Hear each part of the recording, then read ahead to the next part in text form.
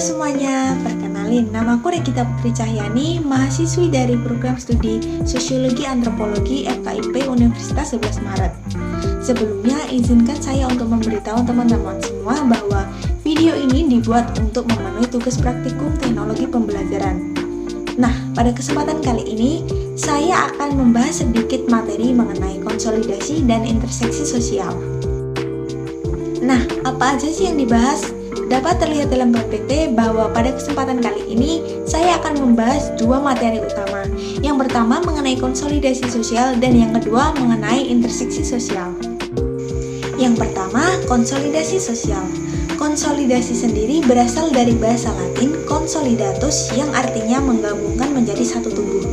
Jadi, konsolidasi sosial dapat diartikan sebagai serangkaian bentuk penguatan dalam diri keanggotaan kelompok masyarakat atas apa yang telah melekat dalam dirinya.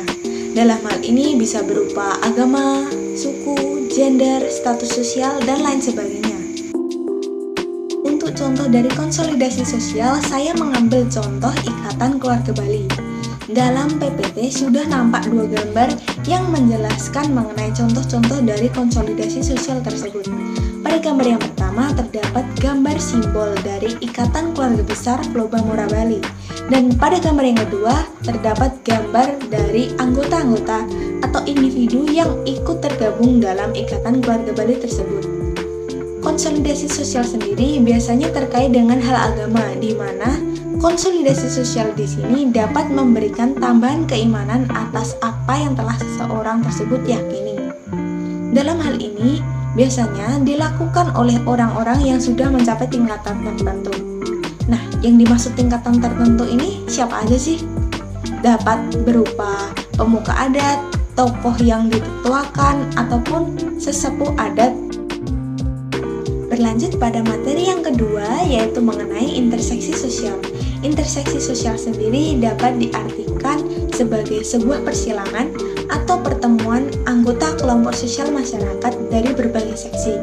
Misalnya dari suku, agama, gender, status sosial, dan lain-lain dalam masyarakat majemuk atau masyarakat multikultural.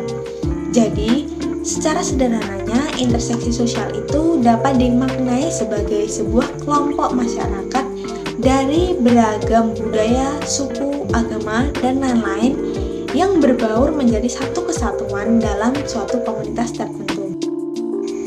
Untuk interseksi sosial, saya sendiri mengambil dua buah contoh di mana gambarnya dapat dilihat dalam tampilan PPT. Pada gambar yang pertama, saya mengambil contoh antara suku Jawa dan juga suku Minang, di mana mereka jelas-jelas itu berbeda suku, namun mereka memiliki satu kesamaan dalam bidang agama, yakni sama-sama memeluk agama Islam. Dan pada gambar yang kedua, saya memilih contoh antara suku Jawa dan juga suku Bali, di mana mereka juga sama-sama berasal dari suku yang berbeda, namun mereka memiliki satu kesamaan dalam bidang kebudayaan ataupun kesenian, yakni sama-sama memiliki seni wayang. Interseksi sosial sendiri dapat menjadikan integrasi yang terjalin antar anggota kelompok masyarakat itu menjadi semakin erat dan semakin kuat.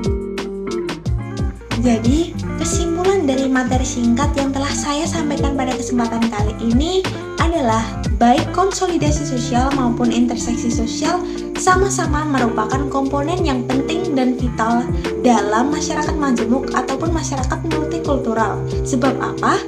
Sebab baik konsolidasi maupun interseksi sosial dapat dijadikan sebagai alat ataupun langkah-langkah untuk mencapai tujuan dari adanya kehidupan sosial masyarakat, yakni tercapainya kedamaian ataupun masyarakat yang terintegrasi satu sama lain.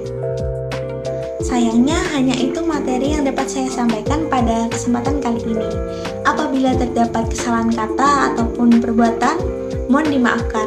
Sekian pemaparan dari saya. Terima kasih atas perhatian teman-teman semua. Sampai jumpa.